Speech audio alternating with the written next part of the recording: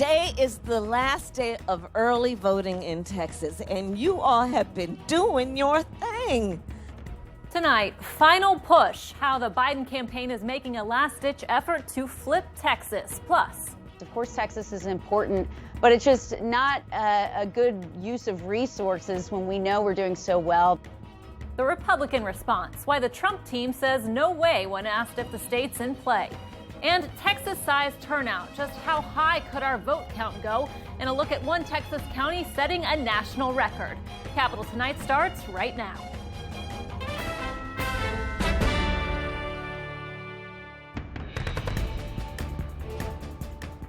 Thanks for joining us here on Capitol Tonight. I'm Karina Kling. Record-breaking voter turnout. More than 9 million Texans have cast their ballot this election. That's more than Texas's total vote count in 2016. And we're not done. The final day of early voting still needs to be tallied, as well as those who turn out on Election Day. The record turnout was top of mind for Joe Biden's running mate, Kamala Harris, who is campaigning across the state today. Our Stacey Reichert joins us now from Fort Worth, the first stop on Harris's Texas trip. Stacey, some strategy behind hitting Tarrant County today, right? Absolutely, Karina. Now, Kamala Harris did take the stage earlier this afternoon, speaking to a socially distant crowd here in Fort Worth. Democrats are viewing her visit in the state as key to boosting voter turnout even more. Now, she was here in Tarrant County, which is traditionally a Republican stronghold. But back in 2018, Beto O'Rourke actually did flip the state. So that's a strategy that's not lost on voters here.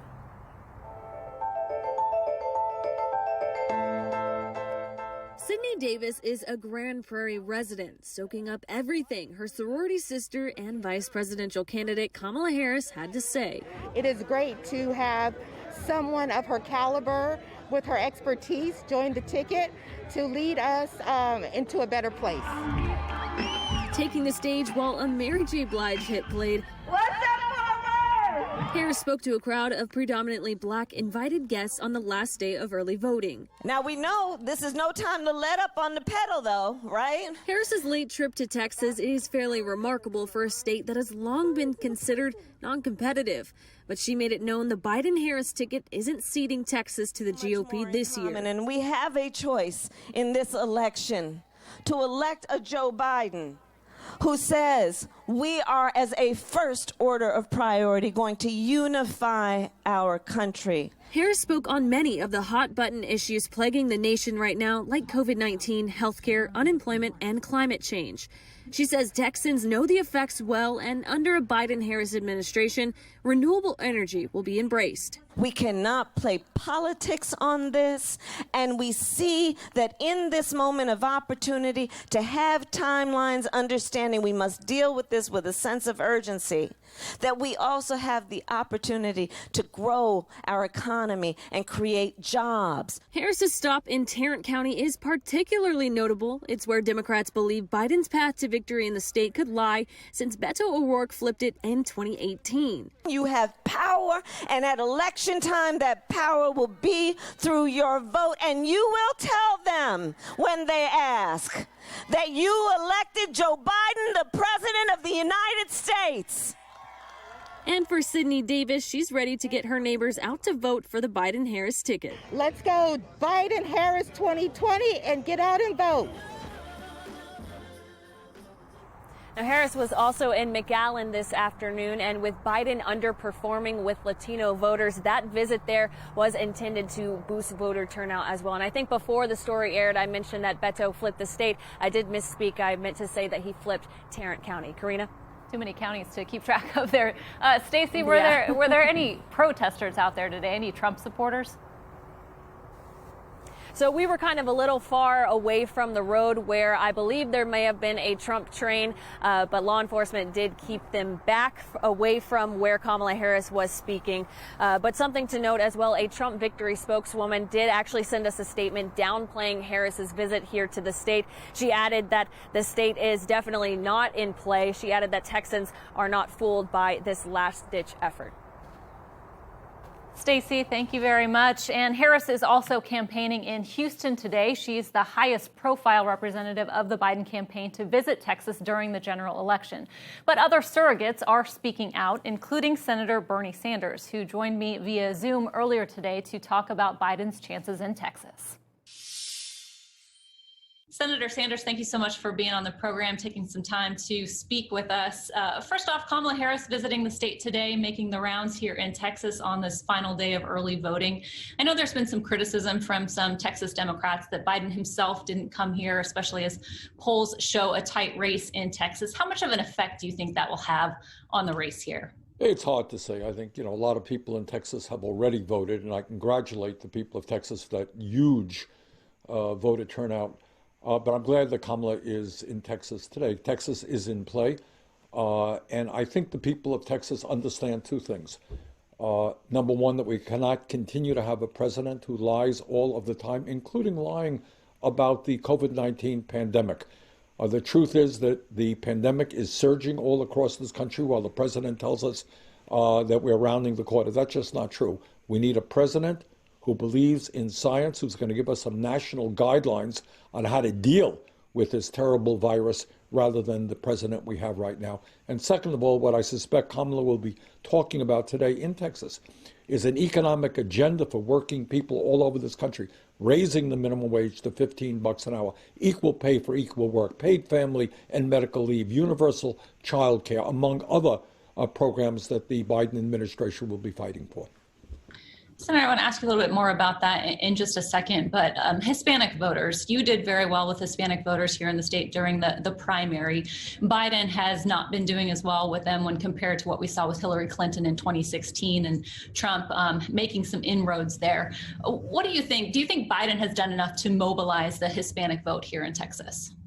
Well, all I can say is that the Latino population is deeply concerned about decent wages. They are very concerned about expanding health care. A very significant part of the Latino population is uninsured or underinsured. They're concerned about equal pay for equal work because Latino women earning significantly less than white men for doing the same jobs. So I would hope that our friends in the Latino community come out and vote in high numbers for Joe Biden and Kamala Harris, because I think they have an agenda that will work not only for the Latino community, but for all working people across this country. You mentioned some of the issues just a moment ago. There has been some criticism that Biden has moved further to the left to keep some of your supporters engaged as well as others. And that has voters weighing just how far Biden could go if he is elected, how far he could be pushed. Do you think that will hurt him on Election Day? Look, what are we talking about? Let's be specific. Joe Biden agrees with me that we should raise the minimum wage to $15 an hour. Vast majority of the American people support that. Equal pay for equal work. Majority of the people support that. President Trump wants to throw 23 million people off the health care that they have by ending the Affordable Care Act. Nobody agrees with that. Biden wants to expand health care. He wants to lower the cost of prescription drugs. He wants to make public colleges and universities tuition free and go a long way toward canceling student debt. Now, some people may think that's radical. I don't think the American people do. I think they finally want a government that works for them, ordinary people, not just wealthy campaign contributors and the 1%. So I would say look at the issues. We can't just generalize moving to the left. What does that mean? But I think if you look at issue by issue, lowering the cost of prescription drugs, expanding health care, $15 an hour minimum wage, that is what the American people want. If Biden is elected, where do you see yourself in his administration? Well, I do believe that hopefully if Biden is elected, it will be because we have a growing progressive movement all across this country, in Texas and all across this country. We had some great congressional candidates, strong progressives running in Texas, who I hope very much are going to win. And I hope very much, and I expect that what the Biden administration will understand is progressives are now a key part of the Democratic coalition, and they deserve important positions in the Biden administration. Senator Bernie Sanders, we really appreciate your time. Thanks for joining us. Thank you for having me. And as Democrats work to be competitive here, Trump's team is scoffing at the idea Texas is in play. I spoke with Republican National Committee spokeswoman Liz Harrington earlier to get her take on the state of the race for Trump in Texas. How is the Trump team responding? I mean, are you concerned with this kind of last-minute effort from the Biden-Harris camp? No, not at all, because Texans are going to reject an agenda that promises to phase out the oil and natural gas industry, which is what Joe Biden said on the debate stage. They're going to reject higher taxes. They're going to reject less freedom, which is what Joe Biden and Kamala Harris are offering. So it's really a non-starter for lots of Americans, especially in a state like Texas. And when you look at the growth we had with the super V-shaped recovery, over 33% GDP growth, which is the highest in American history, that would have never happened if Joe Biden was at the helm. Shutting down our economy, keeping California and New York closed. That would have been the entire country under a Biden-Harris agenda. So if we want to keep this going into 2021 and deliver the greatest economy we've ever seen, Americans are going to stick with President Trump. Well, let me ask you, because Texas Republicans were urging Trump to come back here, concerned about the state's current status. Polls do show that it is a very tight race here in Texas. Do you think more attention should have been paid here in these final few days from the Trump campaign? Well, the president's going to be all over the place, making his message, making his case directly to Americans. He's doing 11 rallies in the last closing days. That's more events, I think, than Joe Biden has done, certainly this month, certainly throughout this campaign in the recent weeks, calling a lid before 10 a.m. President Trump's out there working for Americans' votes. Of course, Texas is important, but it's just not a good use of resources when we know we're doing so well. The public polling is just flat out wrong. And especially when you have an agenda that not only is anti-energy and the energy independence that was achieved under President Trump, but they're also promising to put Beto O'Rourke in charge of gun confiscation. So they're anti-Second Amendment, they're anti-growth. It's really not a message that's winning, certainly in Texas, but it's not a winning message for the vast majority of Americans either. Well, I'll have to fact check you on the Beto O'Rourke comment there. What has the Trump team been doing to expand? Let's fact check it, though. Fact check it. He said, hell yes, we're going to take your AR-15s. And he said it's going to be a mandatory buyback. So that is confiscation. Yeah, Joe Biden said this is the guy that's going to be leading the way on gun control. What has the Trump team been doing to expand his base in Texas? I mean, given the changing landscape that we're seeing here in the state, given I know that you're not putting a lot of hope in some of those polls, but just what we're seeing here. We still have an amazing operation of volunteers on the ground. They're all over the place, especially in great states where we have such great support for the president. And they're out knocking doors. Overall, across this country, we have 2.5 million volunteers. That's an all-time record. That's 300,000 more than Obama and Biden had in 2012, which was the previous record. We've surpassed their record of 150 million voter contacts. That was also set in 2012. We're well past 160 million now because freedom-loving Americans are out there knocking on doors. They're talking to their neighbors. They're making phone calls. They know what's at stake in this election, and Texans especially. This is our freedom on the line. Do you want endless lockdowns? Do you want the government telling you you can't send your kids back to school? You can't go to church? All of these things that they're now doing in Europe, that's what Joe Biden and Kamala Harris would do. That is against a freedom. That's against the American way. We're offering a vision of hope, optimism, and strength. We're going to win this pandemic that came from communist China. We're going to do it the American way while keeping our freedom, and we're going to have the best economy in history in 2021. Liz, I want to ask you one more question about Texas. I mean, what about down ballot candidates? Texas no longer has straight ticket voting. How do you think Trump could affect some of these very competitive races we're seeing here? I think President Trump is an asset. He really does help a lot of Republicans down ballot. Senator Cornyn, great candidate as well, very well liked in Texas. He's going to have a great showing. I think there's a lot of good races for us across this country. I think a lot of the mainstream media is going to be surprised come Election Day. We have great candidates all across this country, especially in running for the House. We also have good candidates in the Senate. Obviously, I mentioned Senator Cornyn, but we believe we're going to not only keep the White House and the Senate majority, but we've got very good metrics looking at our races in the House as well. Liz Harrington, thank you so much for taking some time to talk to us and sharing your views. We appreciate it. Thank you. And coming up next, one Texas county was the first in the country to surpass its total 2016 vote count. Why it's seeing such a surge. Plus, as El Paso continues to try to slow the spread of the coronavirus, officials are now feuding over restrictions. You're watching Capitol Tonight.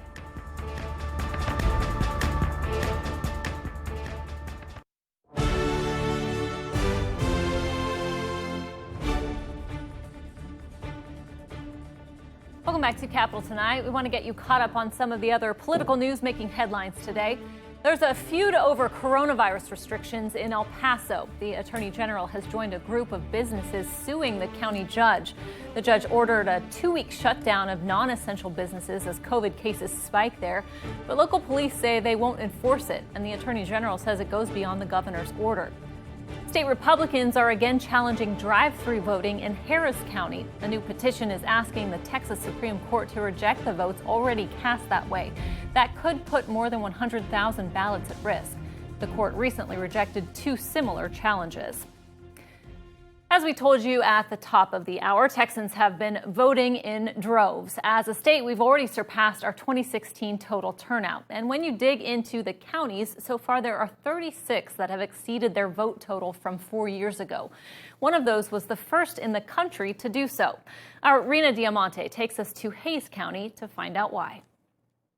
Hays County is tucked between Austin and San Antonio, and it is one of the fastest growing regions of Texas. Experts say there's a perfect mix of factors here as to why there's such growth with voter engagement.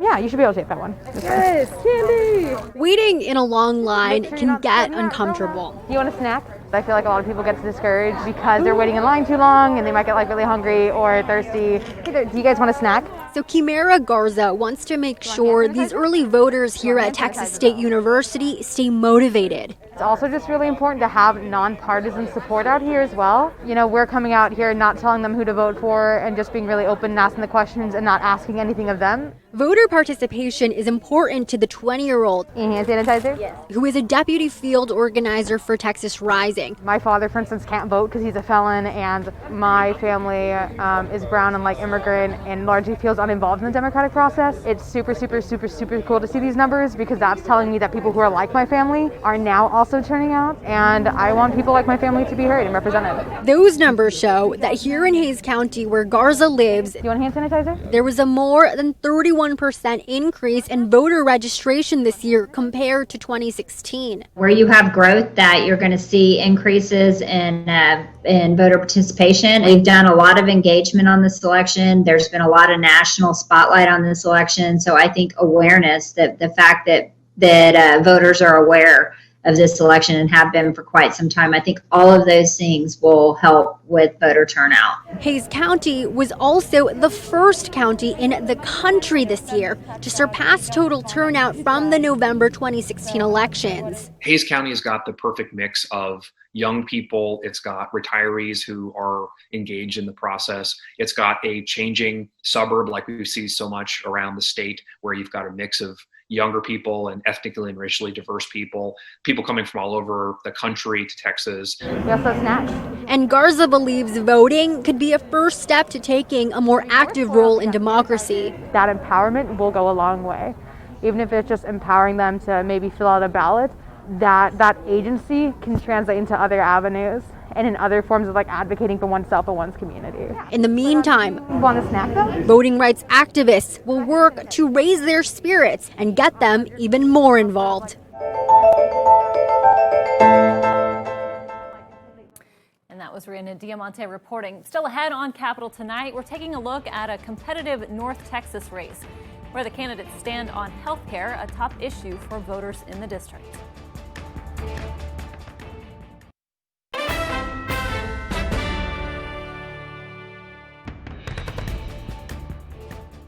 Welcome back. Texas's 32nd congressional district was once a Republican stronghold, but Democrat Colin Allred flipped the district in 2018, beating incumbent Pete Sessions by 6 points. The district includes parts of North Dallas and stretches to the suburbs of Richardson and Garland. Allred is hoping to hold on to his seat. He's facing Genevieve Collins, a political newcomer who worked in education technology. Healthcare has emerged as one key issue in the district, particularly as coronavirus cases surge across the state again. Our Chris Grisby has more on where the candidates stand. We're less than a week away from the general election, and healthcare is on the mind of many people during this pandemic. Here in Dallas County, about 1 in 4 people lack health insurance, and the 2 candidates running for Congressional District 32 are well aware of the impact their healthcare policies can have on undecided voters.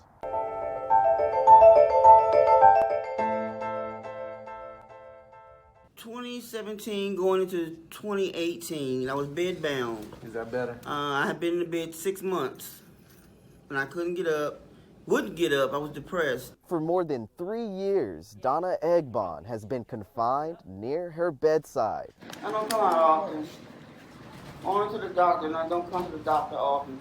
Wonder what these kidney stones, I wouldn't be out now. Egbon is currently at Parkland Hospital in Dallas, getting her kidney stones treated while ensuring her other pre-existing conditions are in check. I have diabetes, and I have congestive heart failure. I have a lot. A lot of medical necessities requiring support from a team of healthcare professionals who often treat Medicare patients like Egbon. What if I didn't have a way to get these stones taken out? It's important to my health. And in this political climate, healthcare is on the ballot, especially for the 2 candidates hoping to win Texas's Congressional District 32. Most people with pre-existing conditions, they don't want these pre-existing conditions, but they shouldn't be penalized for it. And that's why I'm emphatic about making sure everyone knows that I would never sign on to any piece of legislation that would ever terminate or make it difficult for someone with a pre-existing condition to get access to quality and affordable health care. Republican candidate Genevieve Collins is hoping to unseat the Democratic incumbent Colin Allred, who wants to fine-tune and expand the Affordable Care Act. Just last week that she thinks folks with pre-existing conditions were better off before the ACA. And, I always say, let's talk about what life was like before the ACA. Let's talk about what it was like when you could be discriminated against because you'd had a baby like my wife has, or because you had breast cancer like my mom. Both candidates have the common goal of providing the best medical coverage to all Texans at the lowest rate possible, but with 2 vastly different ways of creating a solution that's fit for all. It's important to continue my care, to continue to grow, to continue to feel good about myself. It's important not to give up.